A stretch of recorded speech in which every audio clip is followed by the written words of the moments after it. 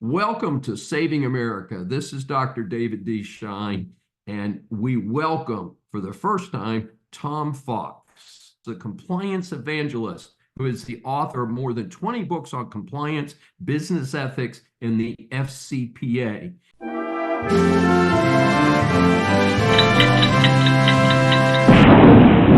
He is the founder of the award-winning Compliance Podcast Network and the voice of compliance, as well as the author of the award-winning FCPA Compliance and Ethics blog.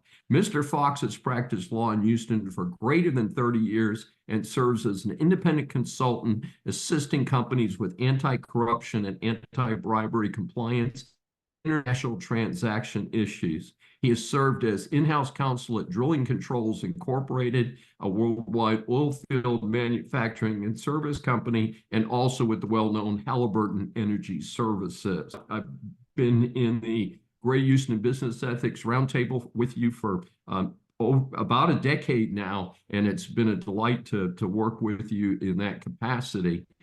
As you know, what we do is we provide 3 questions. And our first question is, tell our audience what all this compliance talk is all about. Would this just be handled by a company's legal staff or outside counsel? Really, it should not be handled by legal staff, David, because an in-house legal department has one function and one function only, and that's to protect the organization. Compliance has a little bit different function. It is there to detect and hopefully prevent illegal conduct from occurring, but if it does, it's there to remediate or fix it. And that means transparency, obviously antithetical to the privilege that many corporations hide illegal actions or other actions from. So they're really 2 different focuses. Compliance is there to figure out what the problem is and fix it. And that it speaks to the difference, but the greater compliance obligations are generally around a set of regulatory or legal obligations. So they flow from that. And then how do you actually comply with those and inculcate those into the very culture of your organization? Tom, we hear a lot about the Foreign Corrupt Practices Act, which is the acronym FCPA. What is it? Why do companies even need to worry about it? Sure. The FCPA was the first international anti-corruption, anti-bribery law literally in the world. It was passed in 1977 within the Carter administration, and it was a response to corporate U.S. corporations engaging in bribery and corruption outside of the United States, to the point where it was so public they were taking tax deductions for it. And a gentleman named Stanley Sporkin didn't think this was right, so he was largely the godfather and author of the FCPA. It served as a model for literally the rest of the world, and the rest of the world caught up around the first part of this century. And since that time, many other countries have passed their own anti-corruption laws. United Kingdom, France, Germany, Brazil, India, you name the country, they've got an anti-corruption law. What the FCPA prevents, David, is U.S. companies from engaging in bribery and corruption outside the United States.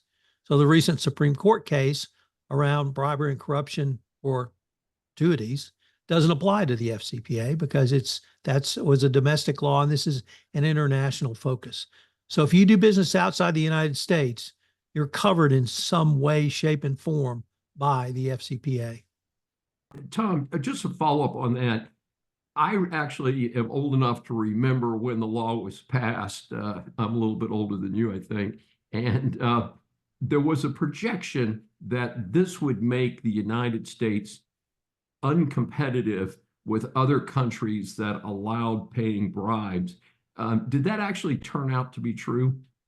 You know, David, not only did that turn out not to be correct, but the entire storyline got flipped because the OECD and other international organizations saw the power of preventing corruption at the local level outside the United States. And the world loses $3 trillion each year to bribery and corruption. So it's a huge economic problem. And the OECD put pressure on these other countries to put substantive laws in place. So for instance, in 2010, the United Kingdom passed what they call their Bribery Act. That was their first bribery act since 1909. And as I mentioned, France, Brazil, Germany, most other Western countries have passed laws. And those, instead of this being a business deficiency or causing the U.S. to lose business, it's actually gone the other way. And many U.S. companies now are seen as prime providers of services because they do not pay bribes, and the money that they spend in a country goes to that country, not to line the pocketbooks of politicians.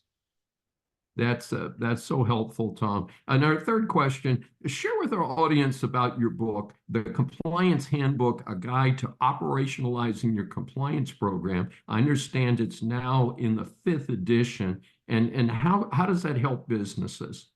Well, I'm going to be have the temerity to have a copy right here and show you. But yes, this is my signature work. It is in my humble opinion, the best one author volume on doing compliance or operationalizing compliance. David, as you mentioned, some of the companies I work for, I came out of the corporate world when I was exposed to compliance when I was still in the legal department. And it struck me that compliance, properly seen as a business process. Yes, it's in a response to legal and regulatory requirements, but it's really a process. And if it's a business process, you can study it, you can measure it, you can manage it, you can monitor it, you can improve it, because it's just like any other process. So I'm really tried to, for the last 15 years, talk about compliance as a business process, try to explain to companies this is not something to be afraid of, because more effective compliance equates to more efficient business processes, and at the end of the day leads to higher ROI and profitability. So that if I believe, as properly seen as a business process, if you implement an appropriate business process to manage a risk, you're going to be a better run company. And part of that situation is are not international companies required to have a compliance program to fit the requirements of the FCPA? And isn't there bonuses or at least some rewards for companies that have tested and established their compliance programs? Yeah, that's a really interesting question, David, because initially compliance programs were put in to comply with that law, the FCPA. The Department of Justice over the past 15 years has given a plethora of guidance on what their view of a best practices compliance program. But David, the more interesting approach is what I saw in the city of Houston, specifically in the energy industry. The first decade of this year, there was an industry sweep in energy for FCPA violations. Houston, Texas is the FCPA capital of the world because of energy and energy companies in Houston. But what was interesting, David, was the business response. The operating companies, the Exxons, the Chevrons of the world, they had gold standard programs. Well, immediately below that are the service companies, Baker Hughes, Weatherford, Halliburton, et cetera.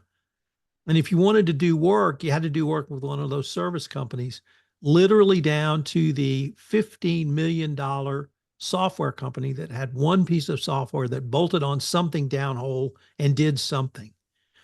And I represented a company like that. And I told them, if you want investment dollars, if you want a contract with a Baker Hughes, with a Halliburton, with a Weatherford, you're going to have a compliance program. And I finally talked them into letting me put a compliance program in. 2 weeks later, one of those companies came for a big investment.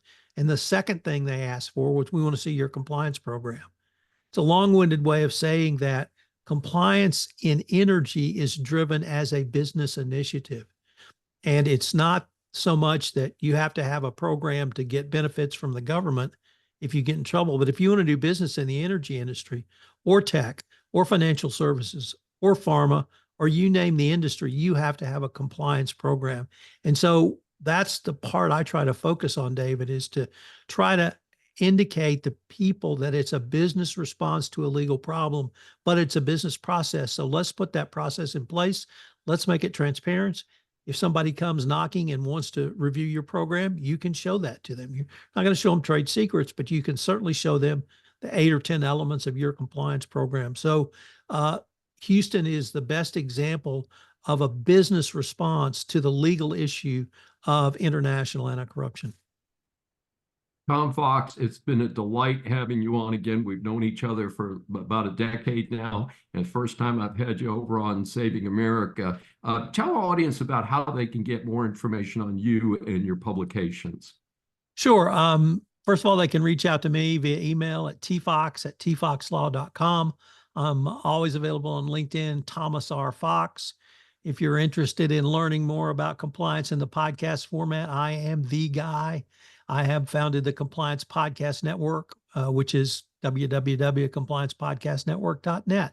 So any of those, you can reach me, and I look forward to catching up with anybody who might want more information on compliance or the Foreign Corrupt Practices Act.